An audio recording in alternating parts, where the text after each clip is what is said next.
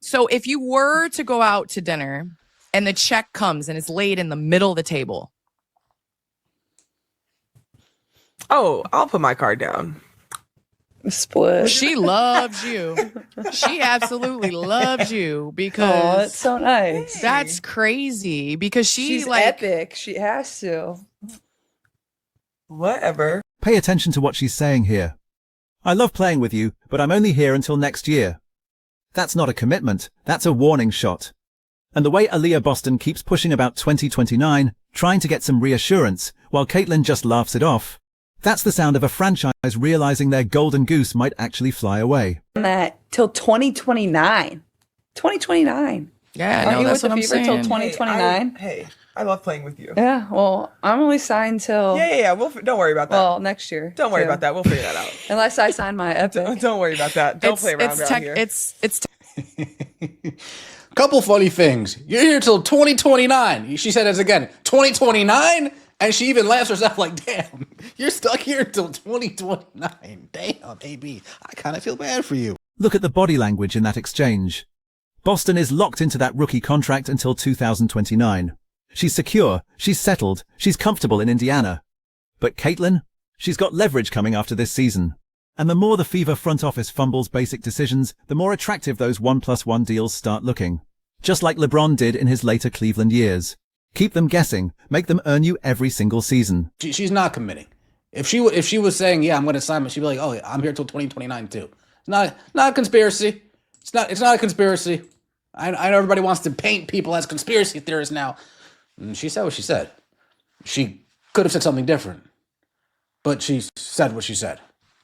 Let's take a look at Stephanie White, smiling from ear to ear about Caitlin Clark, about not getting a question about Caitlin Clark. I have a question about fouling, so not Caitlin. Yeah. Thank you. But no problem. I have a question about fouling. Now this moment right here reveals everything about how the Indiana Fever coaching staff views their franchise player. The reporter says it's not about Caitlin Clark, and Stephanie White's face lights up like Christmas morning. Thank you, she says, with genuine relief. This is your head coach, visibly grateful to not answer questions about the player who single-handedly filled every arena in the league. The player who generated record television ratings. The player who made the Fever relevant for the first time in years. Think about what that says. Name another coach in professional sports who looks relieved when they don't have to talk about their superstar. Can you imagine Eric Spoelstra sighing with relief when he doesn't get asked about Jimmy Butler? Or Steve Kerr celebrating when reporters skip questions about Steph Curry? It doesn't happen, because competent coaches understand that their star players' success is directly tied to their own job security. The Indiana Fever announced about an hour before tip-off yesterday that the face of the team, the face of the league, Caitlin Clark, was not playing yesterday for load management reasons. All right? The arena was then half empty because they robbed all those fans of watching the one person they want to see play. There's video that's not edited at all. That is video. That is a building that has been sold out every game that Caitlin Clark has played.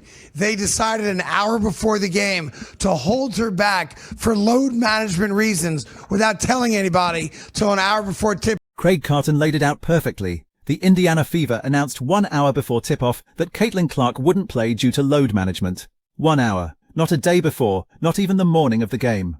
60 minutes before fans who bought tickets specifically to see her were supposed to enter that arena. And what happened? The building was half empty. A venue that had been selling out every single game suddenly looked like a preseason scrimmage. This wasn't just poor communication. This was organizational malpractice. The WNBA spent decades fighting for relevance, begging for attention, pleading for fans to take them seriously. Then they finally get their breakthrough star, the player who moves the needle, and they bench her with an hour's notice for load management in a season where she's already carrying the entire league on her back. Very interesting after the season going into the fourth year, when the Three Stooges, Amber, Cox, Kelly, Kraskov, and Methany White. It's going to be very interesting when the Three Stooges sit down with Caitlin Clark and her team and her agent, and they say to her, look, we got this nice epic deal for you. Woo! It's going to be a big extension. You're going to be getting paid huge money. No way you're going to want to leave us, right? Here's where this gets really interesting. Caitlin Clark isn't just frustrated with the coaching staff or the medical decisions. She's watching how the entire organization operates. She's seeing Kelly Crosskopf, Amber Cox, and Stephanie White make decision after decision that prioritizes everything except building a championship contender around her. She's noticing that other franchises, teams in bigger markets with better infrastructure, are watching this dysfunction and taking notes. New York has the market size and the media infrastructure. Los Angeles has the glamour and the endorsement opportunities. Phoenix has a competent front office that knows how to build around a star. Houston is an emerging market with deep pockets and ambition. Every single one of these teams is circling like sharks, waiting for that moment after the 2025 season when Caitlin becomes eligible for a contract extension. And are ready and willing to build a team around her.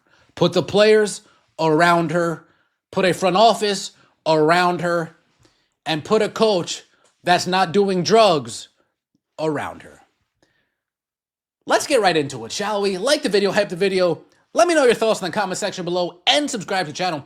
That would mean so much to me. Caitlin Clark sends a warning to the three. The Three Stooges reference isn't just clever wordplay, it's an accurate description of how this front office has operated since Caitlin arrived. They drafted her first overall, which was the only correct decision they could make. Everything since then has been a masterclass in how not to manage a generational talent. They kept Christy Sides too long despite clear coaching deficiencies. They brought in Stephanie White, who looks like she'd rather be anywhere else when discussing their star player. They failed to surround Caitlin with the complementary pieces she needs to compete for a championship. And now they're about to walk into contract negotiations assuming she'll just sign whatever extension they put in front of her. Assuming she'll be grateful for the money and overlook the organizational incompetence. Assuming she values security over winning, comfort over legacy, Indianapolis over opportunity. Up and nagging her ear. The more all that happens, the closer we get to Caitlin Clark saying, deuces. She says it herself, her and LeBron James, yeah, we talk. Yeah, he gives me some advice occasionally. He's watching what's going on over here. Yeah, he didn't like how they went down in Cleveland Part 1. He didn't like how they didn't build a team around him. He didn't like how the ownership was treating him. So what did he do? Mr. Gilbert? Watch this interaction again. When Boston brings up 2029, Caitlin doesn't just deflect once, she deflects multiple times. Yeah, we'll figure that out. Don't worry about that.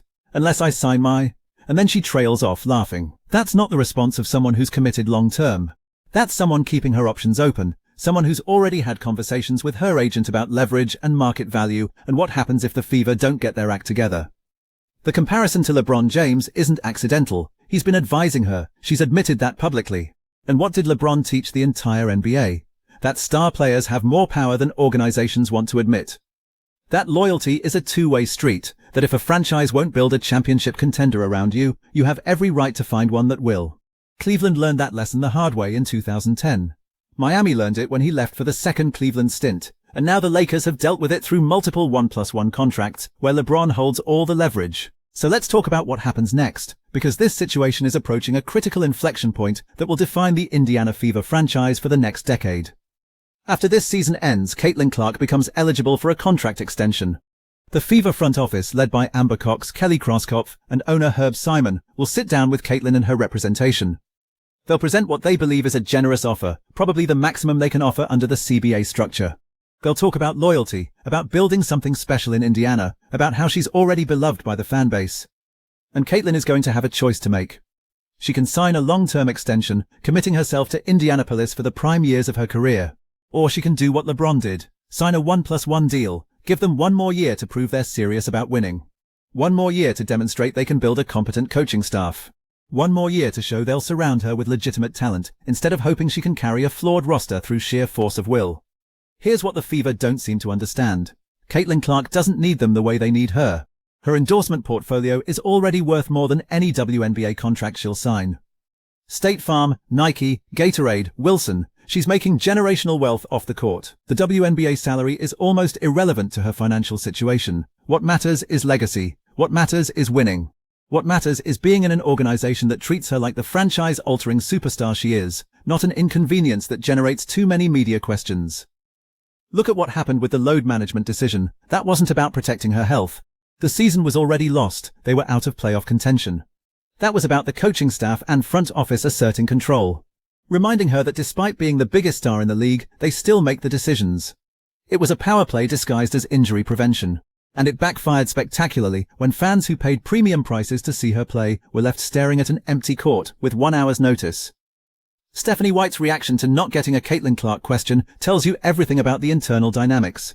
A competent coach embraces questions about their star player. They use those opportunities to build them up, to praise their work ethic, to discuss how they're building the system around their talents.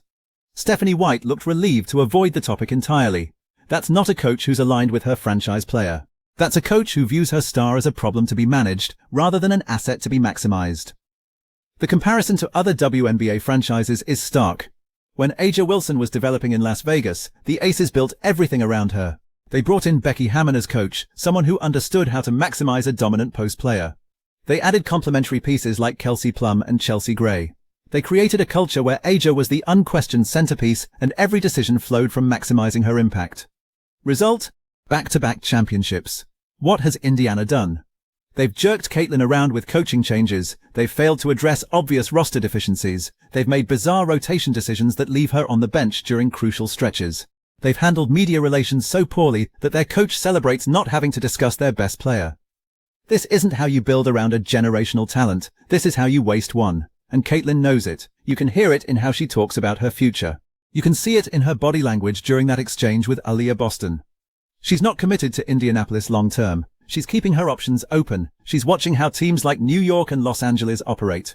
She's taking notes on which organizations treat their stars like partners and which ones treat them like employees. The Fever have one more season to figure this out. One more year to prove they're serious about winning. One more chance to show Caitlin that staying in Indianapolis gives her the best opportunity to build a legacy. If they waste it, if they continue with the same organizational dysfunction, the same coaching issues, the same roster construction problems, Caitlin Clark is gone. And when she leaves, she's taking the sold-out arenas with her. She's taking the television ratings. She's taking the national media attention. She's taking everything that made the Indiana Fever relevant for the first time since the Tamika Catchings era. The franchise will return to obscurity, playing in front of sparse crowds, fighting for scraps of media coverage, wondering how they fumbled the most marketable player in league history. So the question isn't whether Caitlin Clark will sign a long-term extension with Indiana. The question is whether the Fever organization is capable of giving her a reason to stay. Based on everything we've seen so far, based on how they've handled her development, based on how their coach reacts to questions about her, based on how they communicate basic injury decisions, the answer is no. They're not ready. They don't get it. And unless something changes dramatically in the next 12 months, Caitlin Clark is going to do exactly what LeBron did in 2010. She's going to look at the organization that drafted her, the city that embraced her, the fans who supported her. She's going to thank them for everything. And then she's going to take her talents somewhere else. Somewhere that actually wants to win. Somewhere that treats their superstar like the asset she is, rather than the burden they seem to think she's become. The clock is ticking, Indiana. You've got 1 year to figure this out. 1 year to fix the coaching situation, address the roster issues, and prove you're serious about building a championship contender. 1 year before Caitlin Clark becomes the biggest free agent story in WNBA history. What are you going to do with it? Because right now, based on everything we've seen, you're headed for the most embarrassing breakup in league history. And unlike a personal relationship, there's no getting her back once she's gone. So what do you think? Is Caitlin Clark actually going to leave Indiana? Or will the Fever finally get their act together and build a team worthy of her talents? Drop your predictions in the comments because this situation is about to get very interesting very quickly.